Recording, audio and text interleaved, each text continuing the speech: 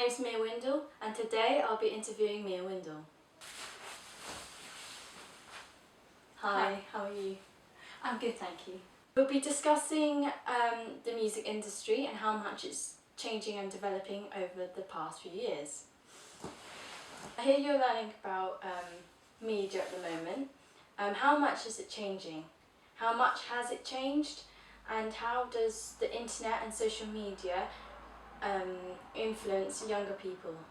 What I believe is that music has played a lot, and especially with young teenagers as they're growing and developing through puberty stages, through mood swings, and how they grow up to be a young adult, because music is a way of expressing emotion and powerful messages. How strongly do you think social media has influenced a lot of teenagers about the industry? Social media is a big platform to share music and to make it more aware and noticeable by others.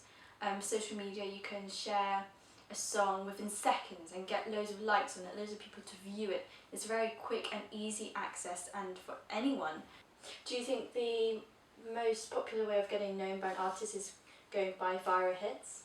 Do you think the majority of popularity and how you get known, quite a lot of artists these days are often spotted on social media and then they get viral hits, or it's been shared over 1 million times?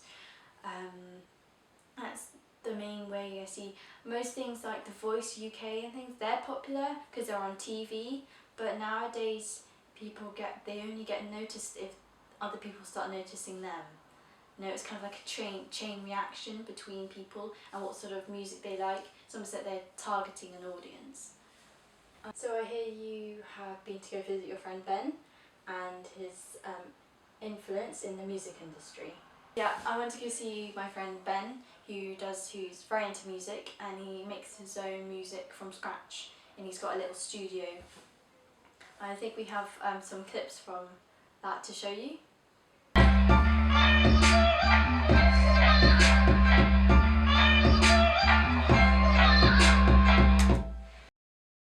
You used to have to get signed to a record label, and the only way you do that is by performing like a lot and then getting exposure, and then someone coming up to you and being like, we want to sign you. But now, today, it's more like a weird inverse way where people can be really successful artists and never get signed. Like, I know Stormzy still isn't signed by a record label, and that's quite unusual compared to something in like the 1980s where all bands would be signed by a record company, because they couldn't produce. You can't produce your own records. Like, it would take too much, the setting up cost to produce your own records, because no one would listen to stuff digitally. They needed it on discs or, you know, tapes and stuff like that. And it would all cost too much. Like this, I can do it all from a laptop. Before, you'd have to have a tape recorder or a vinyl, big analog mixing desk to mix everything.